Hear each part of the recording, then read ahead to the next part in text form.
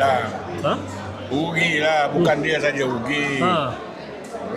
Orang-orang di kawasan dia, orang masyarakat.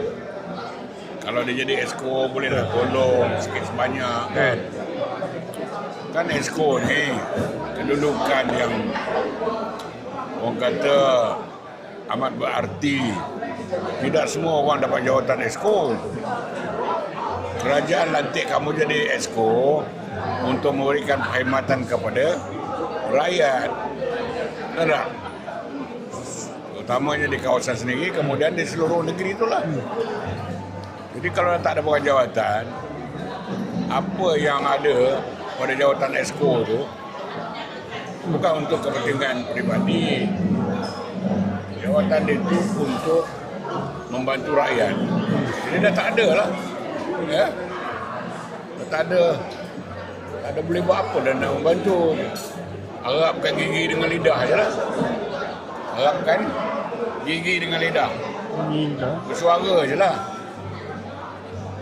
Kalau esko kan ada peruntukan. Ada peruntukan kepada esko.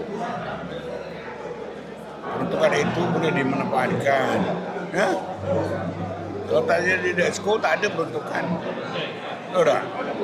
Nah, dari situ pun dah nampak keputusan yang dia buat itu merugikan. Tidak memberi keuntungan kepada sesiapa. Ya? Keduanya, apa tujuan dia meletakkan jawatan esko tu? Apa tujuan? Tapi tak perlu letak jawatan esko. Ya dah. Kerana nantam DAP ni macam-macam cara boleh. Kan? Letak jawatan esko sukalah DAP. Kan? Lagi dia orang suka. Kamu dah tak ada apa. Cuma melalak aje lah sebagai wakil rakyat, sebagai ketua pemuda. Kan? Nak melawan DAP tak, bukan itu cara dia. Nak melawan DAP kita mau kuasa jawatan, bukan untuk diri sendiri.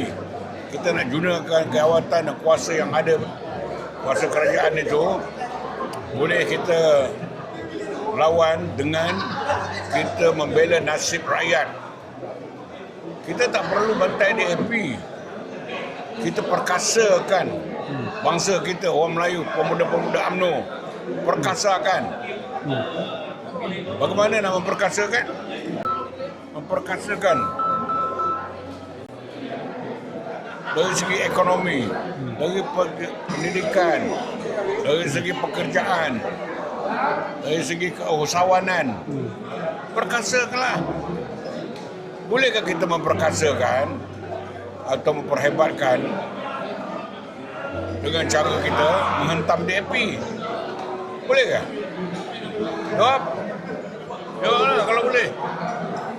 Tak boleh. Pemuda UMNO. Macam mana nak tolong pemuda UMNO? Kan? Keperluan dia, kehendak dia perlu diisi, ditunaikan.